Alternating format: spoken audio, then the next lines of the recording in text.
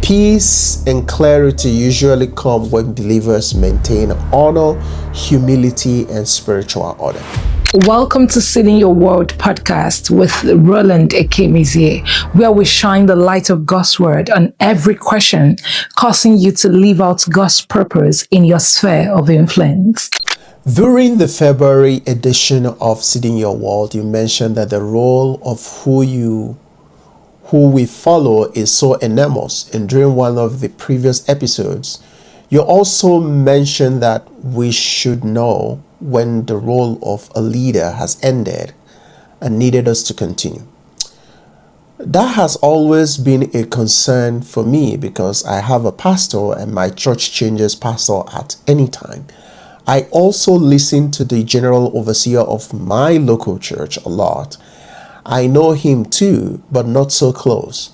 Then I had a mentor before I joined my church.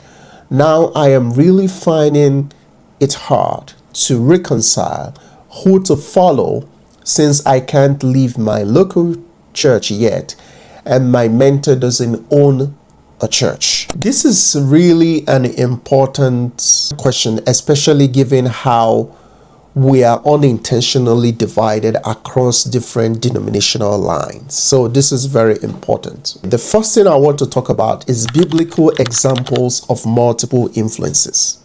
That's the first thing I want to talk about, using Timothy, Apollos, Joshua.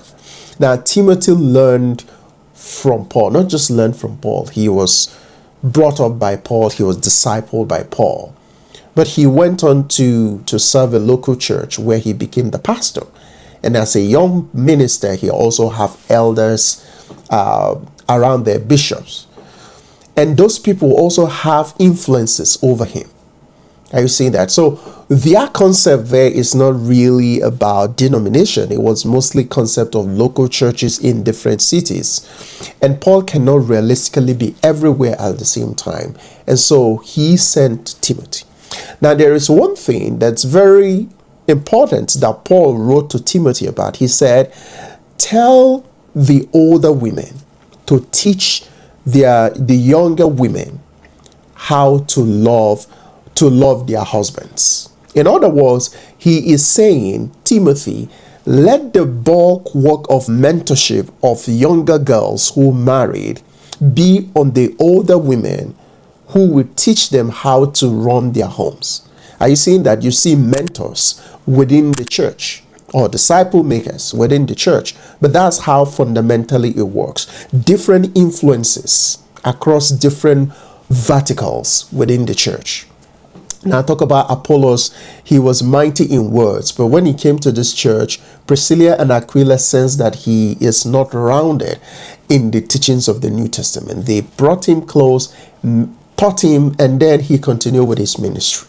Same thing with Joshua, served under Moses. While Moses was alive, he was going to some battles, doing all manner of things. When Moses goes to the mountain, I believe he goes to the mountains with Moses. But when Moses died in Joshua chapter 1, verse 1 and 2, God came to him and said, Joshua, my servant Moses is dead. Now you lead these people.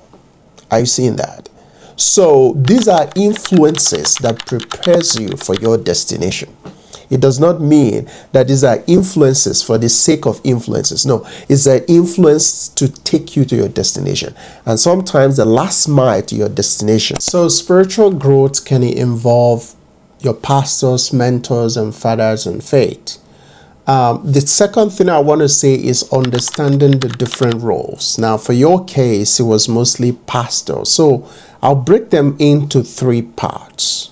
Pastor, mentor / spiritual father, and then teachers you listen to, right? So first, pastors.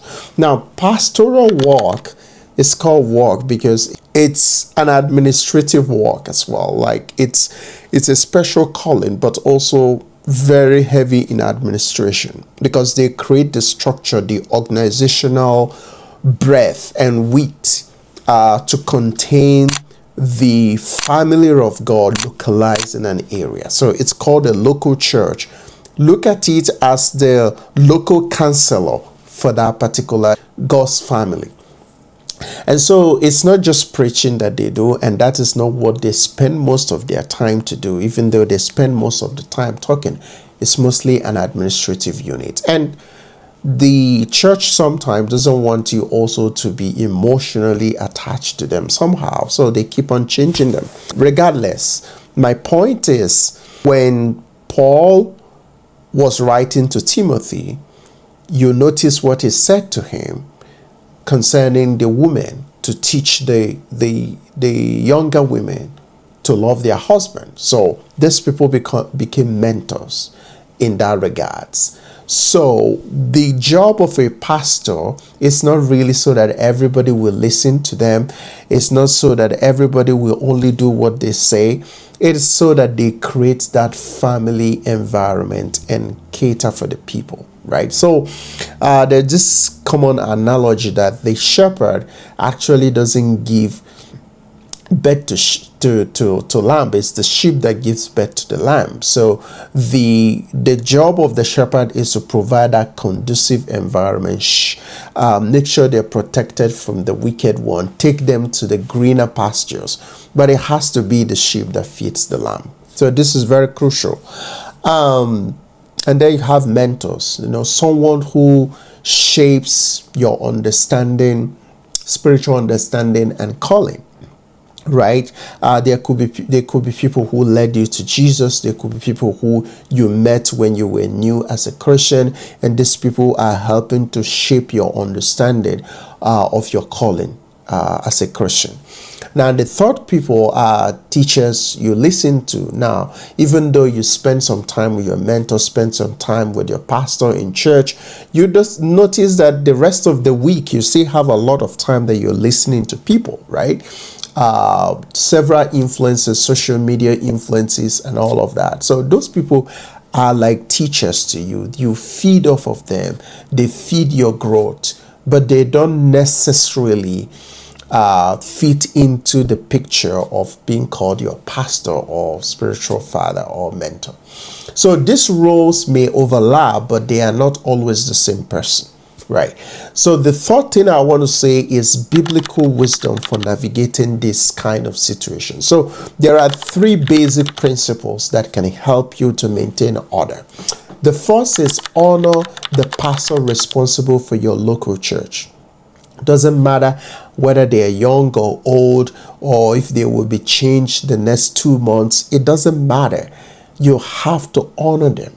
Honor them. And then number two, continue learning from mentors who help your calling grow. Stick with that. If it's working, why do you want to break it, right? And then number three is do not allow competing voices to create rebellion, like the Corinthian church or confusion. Don't do that, right? It's not good. So peace and clarity usually come when believers maintain honor, humility, and spiritual order. You have just listened to Apostle Rowland Ekemezie, the convener, Seeding Your World. Join us live on the first Sunday of every month by 9 p.m. West African time on t.me/Seeding Your World. See you soon. Seeding Your World.